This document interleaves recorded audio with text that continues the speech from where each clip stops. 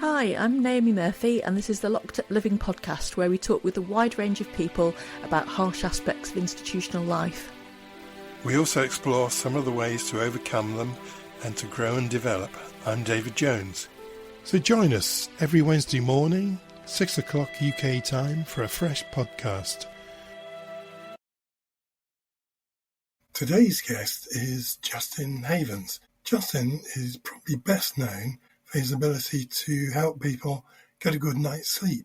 He's a psychological therapist with a passion for helping traumatized people recover. He completed his PhD evaluating an intervention he had designed to help people reduce sleep disturbance due to nightmares. Hi Justin. I first came across you talking about a technique for overcoming nightmares on a podcast several years ago. Why have nightmares become such a big focus for you in terms of your clinical work? Well, I think one of the key issues, and welcome, I'm really grateful for the opportunity to talk to you, but one of the key issues is that it's just a problem that's not talked about, and there's very little awareness of it, and that once we start digging into it, we actually find that it's really quite a significant issue, particularly for those who've experienced trauma. And at some point, something like up to 90% of people who've experienced traumatic events or maybe experiencing PTSD symptoms are also experiencing disturbed sleep and nightmares, and people tend to dismiss it as, well, they're just nightmares. I can't do anything about it. Whether they're re-experiencing nightmares of a trauma or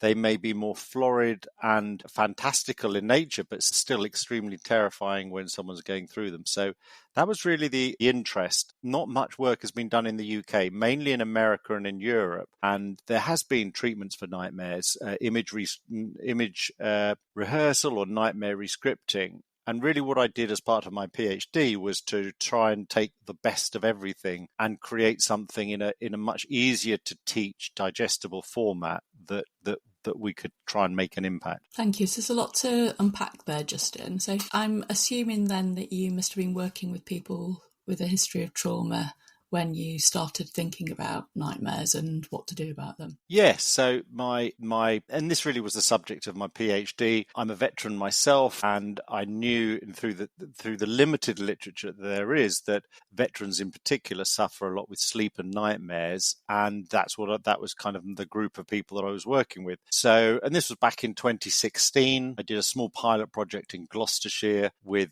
8 veterans, and then that grew into a bigger, more national study involving veterans at various places, some through Help for Heroes, and also, interestingly, a small group at Norwich Prison. I think I'd met somebody along the way, a prison officer who had an interest in mental health, and he was keen to set something up in Norwich Prison. So we did a small pilot there, lots of ethics and lots of bureaucracy, I guess quite reasonably. I think they get a lot of people who want to try and do different things in prisons. But it did end up, I went into that prison, I taught a small group of, I think it was 4 or 5 people who were all ex-military veterans who were in serving sentences. And yeah, it was challenging. I think we got feedback from 3 and there was some positive results from that. But it was interesting, but it was clear speaking to them that trauma is an issue in that kind of forensic population, and that because of just the very nature of the institutions, that sleep is also an issue, and we know that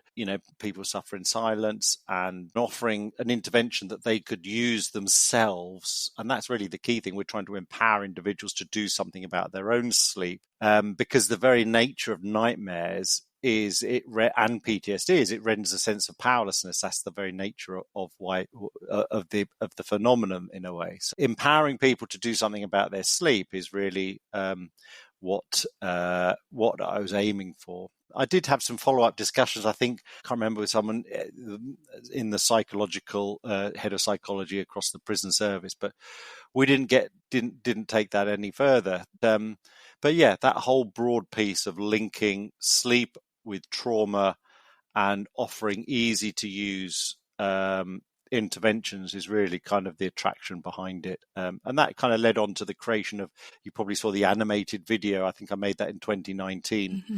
That really came out of the PhD, because one of the problems with the existing approaches to treating nightmares there was no really set format. The teaching of it kind of told people that they could change their nightmares, they could create things, but it didn't really explain how that would work or how they would do it or why it would work, because it's a kind of a funny it's a funny idea to get your head around. So that's really why I created this 5-minute animation, which is still available on YouTube and always will be as a kind of a free resource. And then in the last year or two, I've created a more of a comprehensive self-help program with some further videos and a workbook. And that is all available online at www.stopnightmares.org, just all one word. We will share links to those in our show notes as well. Great. And as well as that, I've done a lot of teaching this technique to therapists through a 3-hour webinar, and that's probably where our paths first crossed. And then done some work in Ukraine, not physically, but virtually, where I trained, I think it was about 500 Ukrainian therapists in this technique. We got some feedback. Again, like all of these things, it's quite hard to kind of keep tabs on it. But it's worth, and maybe it might be worth explaining a little bit more about the technique. Yeah, we'll come to that in a few moments. But I was just thinking about the work in the prison and what a shame it was, because actually the levels of trauma are so high amongst prison populations, and the fact that you are trying to empower people to be able to, manage themselves. And I think also with increasing access to things like iPads in prisons with preloaded, lessons on there, I think that probably would have been possible to create something like that. So it's a shame that it didn't. Well, it's not a total shame, because actually the next phase of research that's hopefully starting this year, is going to involve a forensic element to it. This is about equipping, so not therapists, but in NHS terms, what are called primary wellbeing practitioners. Have I got that right? PWP. I think so. To deliver this intervention as a 20 to 30 minute intervention, as a kind of psychoeducation plus teaching it. And that group of people haven't really had many new interventions over the last 15 years. They might typically be doing relaxation or behavioral skills or emotional well-being groups. So there's been quite a bit of interest to upskilling that group. And so in conjunction with Teesside University, who run a training program for that, we've got a kind of a 3-arm study, one involving veterans in Op Courage and Help for Heroes, another one in community mental health, but more importantly in forensics. So we're hoping that we've got a couple of institutions who are going to sign up. And so that's going to be run as a proper research program. So that's positive. Plus also along the way, I've probably trained a number of people on mental health teams, psychology teams within prisons to deliver the intervention as well. So, although it started at, that what started in Norwich kind of petered out, the ongoing effect, I think, has still had some has had some impact, because ultimately people want scalable, low-cost interventions that don't need to be delivered by a highly skilled workforce. EMDR is great if you could deliver EMDR on really large scale, but actually it's not that practical given the resources and constraints. Justin, can I just ask for clarification, because I'm obviously a bit inexperienced in the area you're talking about, but what do you mean by nightmares, and how do you differentiate from dreams? Yeah, so the definition of a nightmare is a very disturbing dream that wakes you up. So, and there's a continuum from people that might wake up at 6 a.m. going, oh, that wasn't very pleasant, that dream. And that's kind of right on the mild end, through to people that maybe are being, as soon as their head hits the pillow, it's like the juggernaut's coming down the road and they're woken up and they can't get back to sleep.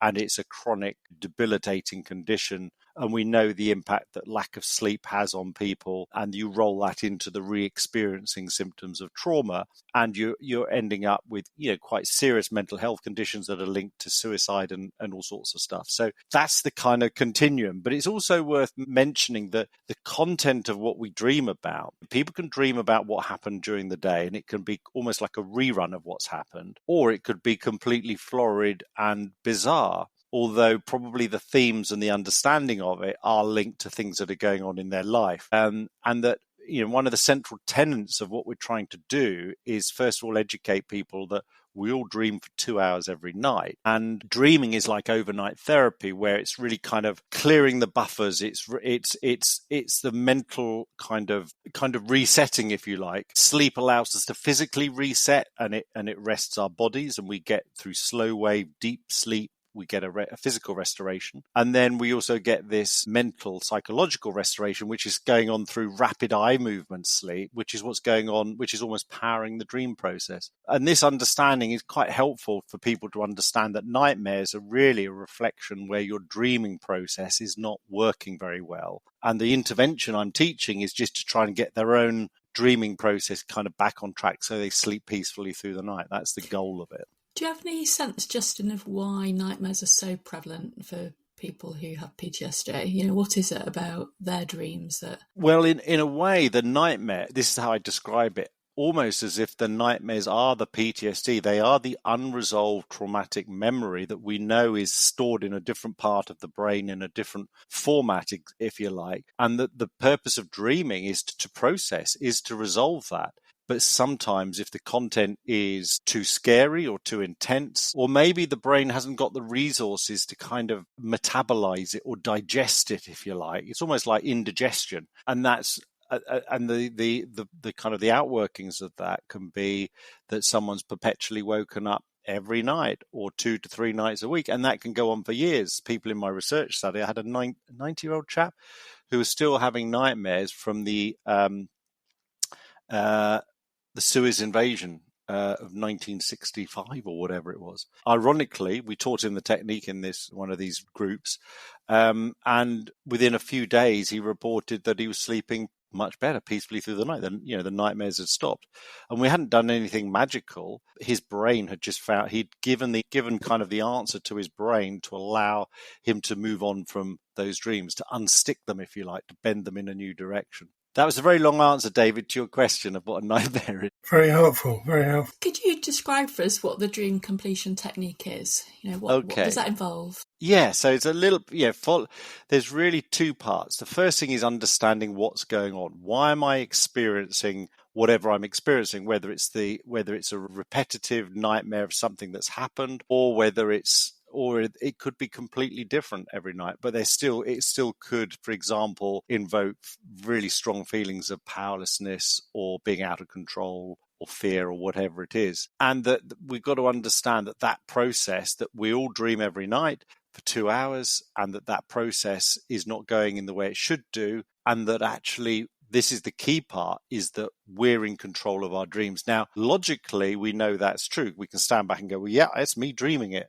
But when we're experiencing the dreams, particularly with the levels of fear and powerlessness and the terror involved, that's the thing that kind of makes people want to avoid it and push it away. And we've got to change our perspective on what we're experiencing for us to kind of go, no, I'm in control, they're my dreams. Ironically, when we teach this to children, and there is a kind of a version for children, we encourage them to be the director of their dreams as if it's a film, because it is really like a film playing in your head. And actually, you can yell cut and you can put in something else. Now, what we discovered from looking at, and these interventions have been around for years. In fact, an anthropologist did some work and wrote it up about a tribe in Malaysia or Malaya, not sure, where they call it face and conquer. They teach it to their children to face and conquer whatever's coming up in their dreams. And that's all we're really doing with the dream completion technique.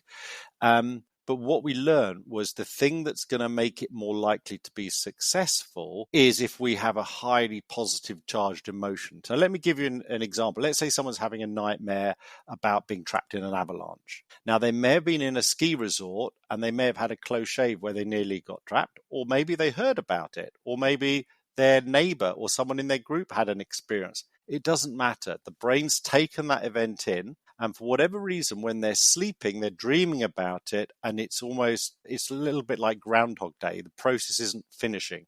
They're getting woken up, and they might wake up at the point where they're drowning in snow, and they might wake up in all sorts of whatever.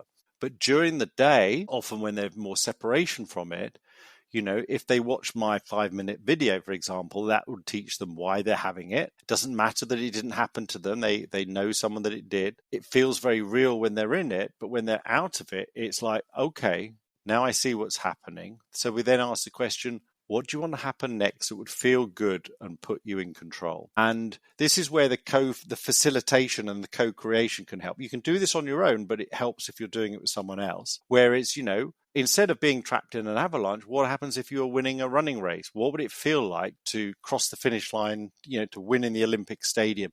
We're engaging people's creative imagination, because don't forget, what they're experiencing in their dream is still their creative imagination. It's not really happening. It just feels real. And so just because it feels real doesn't make it real is a really important part. It's a really important part of PTSD treatment. It feels real that, when I think about the car crash, that I'm going to die, but it's not real. So we do that whole education piece is important, but then it's the creation of what we call a new dream idea to bend the dream in a different direction. And it really doesn't need to make sense or be logical. It's really the emotional content. And the key thing is that ideas get into dreams on the back of emotion. If you watched a horror film, you wouldn't be surprised if you dreamt about it. Most people would agree with that. The only reason we're dreaming about it is because it's really scary. So if we create a positively charged idea, that can get taken into our dreams. Now, the curious thing is we don't necessarily remember dreaming about it. So whether it's, the avalanche thing, another example, working with these Ukrainians, people were having nightmares about their houses being bombed, whether it really happened or not. And that's the interesting thing. Their house might have been bombed and they could be having a post-traumatic nightmare, or everybody, millions of people, are living in fear of their house being bombed, and that creates the same dream. And the solution actually was the same. So this one therapist was working with someone, and what do you want to put into your dream that would make you feel good, that would work? And what they just pictured was Putin's bald head and a missile landing on his head. And it also had a little bit of humor attached to it too, but they could connect with it. So they went to sleep thinking, this is what I want to have happen in my dream. They don't necessarily remember dreaming about a bomb landing on Putin's head, but it's enough to bend the dream and allow the dream. That's why we call it dream completion, because the dream can complete. And then the brain is very good at resetting itself, and the default is sleeping peacefully through the night. And therefore, that's where we get to. And the good news is it's generally a permanent shift, even for like the man from the battle, the invasion of Suez, when the brain can get perpetually stuck in these poor sleep kind of situations. And when we shake it up, it can reset itself in as little as one night. And that, in essence, is the dream completion technique. Simple, but not always easy, particularly when you've got that. It feels so real. I feel so powerless. I can't, I'm terrified. People die in there. You can die in your dream. Yeah, it's a very common ending, but it's about reshaping it into something, because it's fear, false evidence appearing real. It's not real, but feels real. And once you've broken the myth of that, people get excited. They can almost be excited about going to sleep, whereas previously they might have been terrified about going to sleep, because now they can have they've got anything that they want to throw at the problem in their dream. Anything. There's no limit, whether it's, it might, I encourage people to be violent. They wouldn't be violent in everyday life, but those can be really good. If you've got a bad guy in your dream, and you want to chop the head off with a samurai sword, it's perfectly acceptable. Doesn't make it worse. And ironically, for victims of sexual assault, those are normally very good. And it's ironically the more passive people who have the more violent dreams. That's also interesting. Now, the only exception to this is when working in a forensic setting with violent perpetrators. That's different. We wouldn't encourage that. It's the only exception to that rule. But in general sense, it's more timid people who are experiencing a more florid and violent dream, which is interesting. That is very interesting. I'm glad you added that about forensic settings, because I was wondering about, if you're working with people who've got a history of behaving with violence, whether that would be the way. Well, have you ever encountered people whose night terrors have led to them being violent? I remember once having a referral for somebody who used to get up and punch walls in his sleep, and so his partner had taken to locking him in a room at night because they were fearful of him actually acting out with violence. Yeah, no, that's a really common thing, and it has been written a little bit, particularly with the military veterans, and I don't know why. Maybe they were a more studied kind of group, particularly in America with Vietnam veterans, and it sometimes can be diagnosed, or even I would say misdiagnosed, as REM sleep behavior disorder.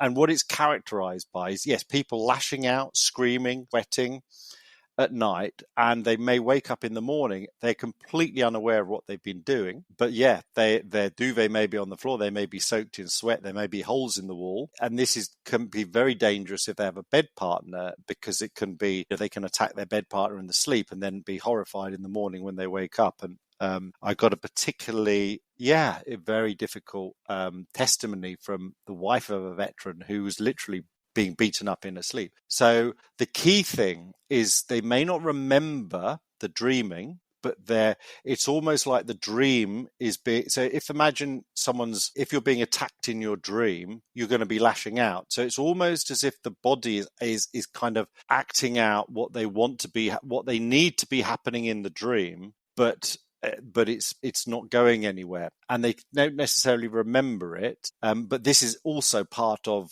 how they fall under the umbrella of what can be treated in the dream completion technique, and it's actually a counterintuitive type thing. You can kind of explore it in a way of, what would you be dreaming about, or how do you want to stop that behavior? Very often for people doing the lashing out, their new dream idea actually needs to be, they're the Incredible Hulk throwing people off, so that they don't need to then act it out in their dream. And it actually works really well. Likewise, someone sweating buckets could be standing in a wind tunnel, or someone screaming in their dreams could be singing on a podium on a stage show, or singing the sound of music or whatever. But it is a considerable problem. And the key thing is, if there is a sense of risk involved, that you mitigate the risk immediately, but then we work with it. And just because you can't remember it doesn't mean that we can't work with it. And my research showed it was something like 20%, say, of all disturbed sleep and nightmare experiences are ones where they don't remember any dream content, but there's some kind of emotional or behavioral thing going on. So that was one of the really interesting parts, that dream completion worked well for them. And I think that's interesting. Probably the final thing to say on that is that during REM sleep, when we're dreaming, is that we undergo sleep paralysis. So this is a natural process where our body is paralyzed to stop this very thing happening. And when that lashing out occurs, it's almost because, again, the dream material is too powerful and it overrides the paralysis. The flip side is when people talk about experiencing sleep paralysis, they think they've woken up and they're paralyzed and they're seeing things. And that's another phenomenon where they're not really awake, they're half awake, and they're in a hypnagogic or popic, can't remember which way around it is, state. And again, the tendency is to want to wake up, whereas actually we want them to get back to sleep and empower themselves in the dream. So there's an awful lot in that, but that was a really successful part of what we're doing, that we can work with those kind of phenomena. That's fascinating, thank you. And how were you inspired to start exploring this strategy for nightmares? It must have been 2012, 2013. I was looking for a subject for my PhD. I came across some interesting work from an American retired military psychologist who was working in this area. And then the more research I did, it really felt there was opportunity for innovation, and that the variety of different approaches for resolving nightmares were a kind of very disparate, not very well defined, not very well taught, generally multi-session group things with high dropout, a lot of exposure, which we know isn't tolerated very well for good reason, because it's painful. And even nightmare rescripting, just telling people, well, just write it any way you want. And it's like, that's it doesn't give them a full instruction of what to do and how to do it. So that's all I've done, is tried to kind of build on the shoulder of giants, so to speak, and pull all of that together and kind of put it and call it the dream completion technique, because that really feels like what we're trying to achieve, rather than we're not trying to rescript one nightmare at a time. We're trying to get the whole dreaming process kind of back in what I call the washing machine of the mind, which is what should be what our natural dreaming is, the 2 hours every night that some people go, well, I don't dream. But actually we all dream. And I think that was the interest, really, that it was a kind of a fertile area to explore. Thank you, Justin. That's all been very fascinating. Now, I've dropped out. My internet has dropped out a couple of times. It's the 3:00 school is out effect.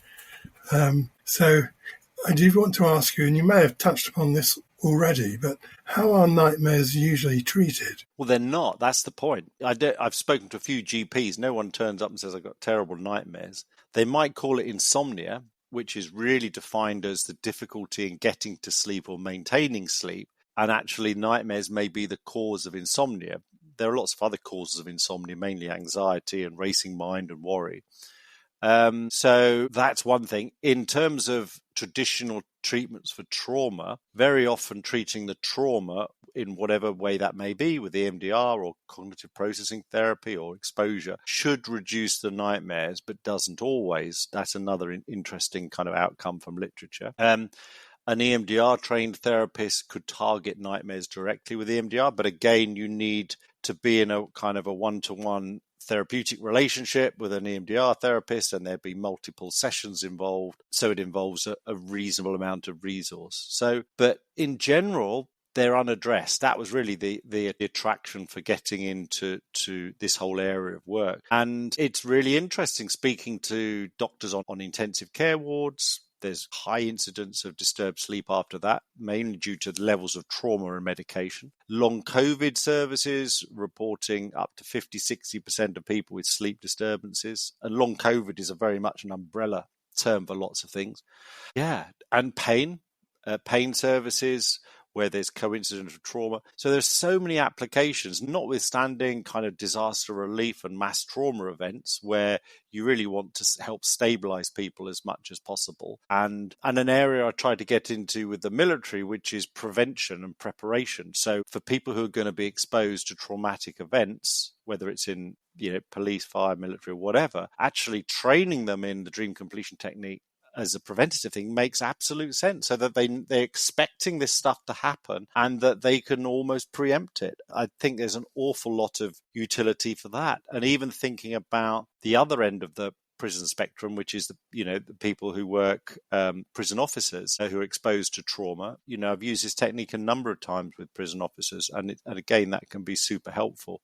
Yeah, again, probably a long-winded answer, David. No, it's very helpful, very clear. So, just moving on a bit, can you tell us a bit about your PH? Well, I think I've touched on it a few times in terms of the kind of, that was really when I was, and that was between 2014, 2019. So synthesizing the ideas, testing the ideas, particularly with veterans. That's kind of where it all started. And since then, it's been producing resources and sharing resources and still engaging with kind of research work.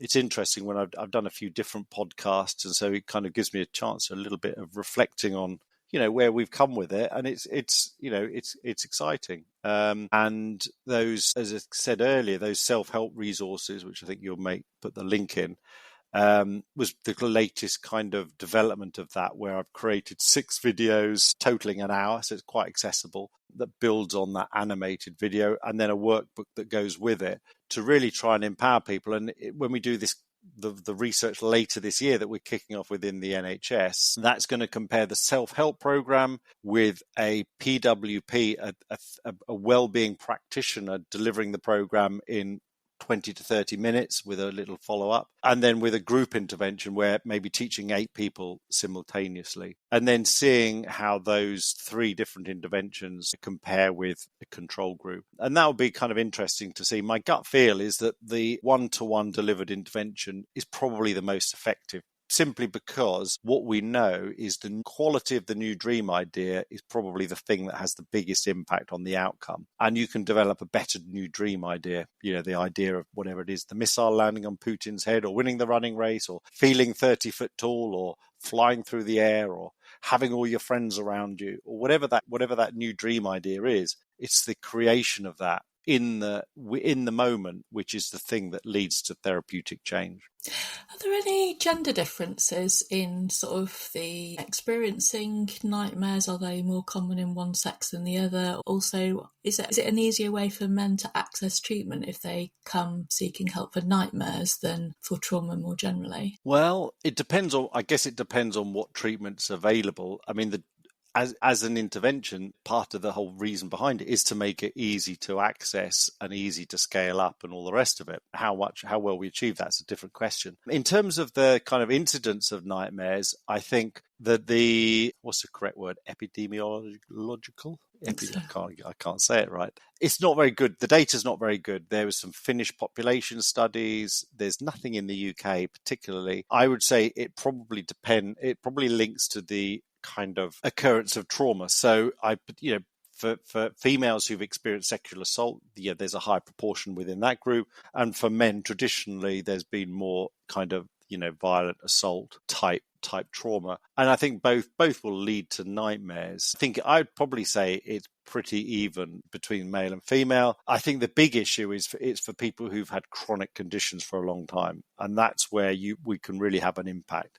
Whether they're in a prison population or not, they can be prevalent. And I think the biggest message, particularly for therapists or people working in any shape or form, is to just be curious and ask the question. I think one of the big issues is that it's hidden because no one asks and no one then volunteers. They've got to go to sleep and they have this horrific experience. And it is, when you hear about some of the stories that people tell you, it's like, oh my God, so that's going through their system every night, being tortured. And, it's the good news is that we can do something about it. No one has to suffer with this stuff. That's the really key thing. So the more we can bring awareness to it, and as I said, the 5-minute animation's been freely available on YouTube for 5 or 6 years, translated into 7 or 8 languages, I think now. So everything from Arabic to German and Portuguese and Bosnian and all sorts of things. So the key thing I think is just raising awareness, which is why it's great to do podcasts, because it's something that will touch everybody, young, old. We know children have night terrors and they can be slightly different to nightmares, but also nightmares are pretty common. A lot of people kind of have some kind of recurring or memorable childhood nightmare that they remember, which is again interesting. Thank you very, very much indeed. Just, you've mentioned already EMDR, which is, of course, eye movement desensitization and reprocessing therapy, which is why people say EMDR. Yeah, it's a bit of a mouthful. Why do you think that's so effective for treating trauma? Good. That's a really good question, and it links directly to rapid eye movement sleep. So what I say is EMDR is almost artificial rapid eye movement sleep. So we've talked about how REM sleep is what's driving dreaming, which is driving emotional repair. So EMDR is just kind of an artificial form of that. So we're healing from, I'd say to my clients, we're healing from the inside out, and we're just engaging the kind of psychological healing mechanisms, which means it's completely possible to unsee something. It's possible for something that is stored as a very deeply traumatic event to shift and be transformed into something that we don't think about. And that's the amazing thing about it. But it's not magic. All we're doing is we're working with the body's natural healing mechanisms. In the same way our body heals, I sometimes use this metaphor, you cut your arm, if you clean it, put a plaster on it, a week later, it's healed. And we don't go, wow, that's amazing. We just take it for granted. But so as a therapist, with psychological healing, it's the same thing. I'm not surprised when someone who's witnessed something really horrific, after we've been through a process of EMDR treatment, which can be quite brief, they feel completely different and they can't recall it and they don't think about it and they're not experiencing any of the symptoms of trauma, such as hyperarousal avoidance or intrusion. And that's how that's what's going on with EMDR. Simple, but again, simple, but not always easy is probably the right word. Yeah, again, a very helpful and very clear little description there. So you've been championing the dream completion technique for a while now. Where are you going to go to next? Well, the research project we've got going on, as I said, this kind of community veteran forensic one, that's new. So that's really important. Getting an evidence base, particularly in the NHS, is super important. We know it's a safe intervention. Again, we're not doing anything different in some ways to what's been done before. We're doing it better. We're teaching it easier. We're tweaking it more. But it isn't like it's an untested thing. That's kind of important to say. And it's also very safe and easy to use. The worst outcome generally is no change. Best, you're still giving people a good dose of psychoeducation. So it's a low risk, low resource intense intervention. So yeah, I want to see it. I want to see us using it more in the NHS, in crisis teams. Again, it can have applicability there. It can have applicability in kind of disaster relief scenarios. We've got this preventative stuff. So there's so many applications. It'd be great.